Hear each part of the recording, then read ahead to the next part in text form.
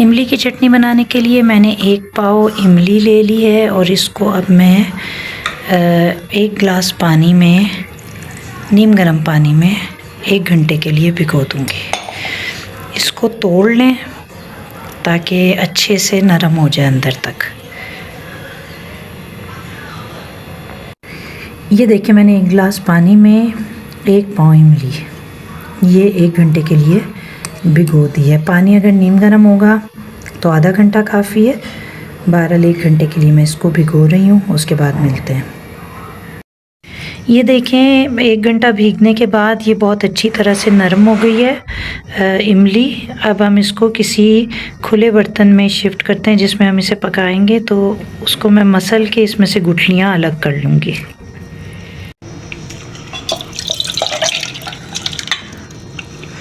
अब मैं इसमें से इसको मसल कर गूदा अलग कर लूँगी और गुठलियाँ इसमें से निकाल लूँगी। ये देखिए, ये जितनी इसमें इम्प्योरिटीज़ हैं ये हम अलग कर लेंगे।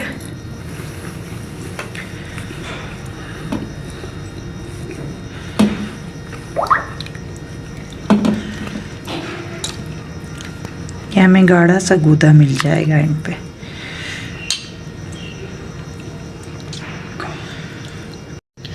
ये गाढ़ा सा गूदा हमारे पास आ गया, लेकिन अभी हम ये गुठलियाँ निकली हैं लेकिन अभी ये पूरी तरह से साफ़ नहीं है। हम फिर से इसमें आधा गिलास पानी डालेंगे और इसको अच्छी तरह से यहीं पर मसल के फिर इसमें से गूदा मज़ीद जो इकट्ठा कर सकते हैं वो हम ले लेंगे इसमें से।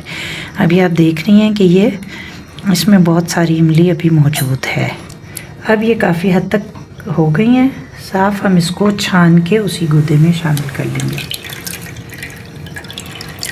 छानना ज़रूरी है क्योंकि इसमें छिलके हो सकते हैं, इसके इमली के जो कवर होता है इमली का सख्त, और यही जड़ें हो सकती हैं इसकी, या गुठली कोई रह जाती है इस तरह से। तो छान के हम इसको प्यूरिफाइड फॉर्म अलग कर लेंगे।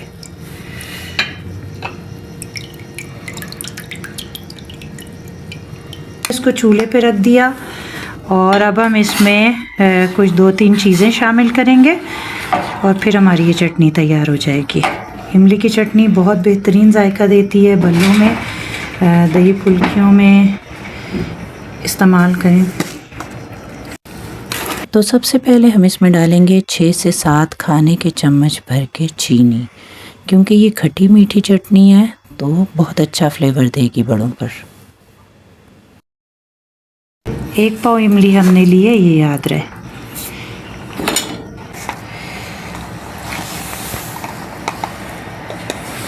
आधा चम्मच नमक शामिल करेंगे।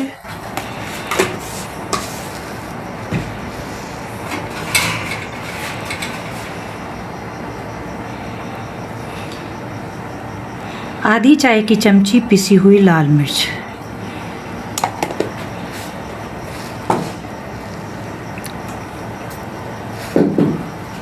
और आखिरी चीज़ जो हम इसमें डालेंगे वो है आधी चमची सौंठ।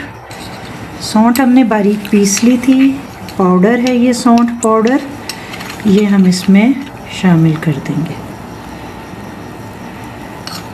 ये जायके खुशबू में बहुत तेज़ होती है लेकिन हाजमे के लिए बहुत अच्छी होती है। आपने इसको ज़्यादा नहीं डालना, बस आधी चमची या उससे भी कुछ कम। और बस अब हम इसको पका लेंगे। मतलूबा हद तक गाढ़ा करने के बाद हमारी ये चटनी तैयार हो जाएगी।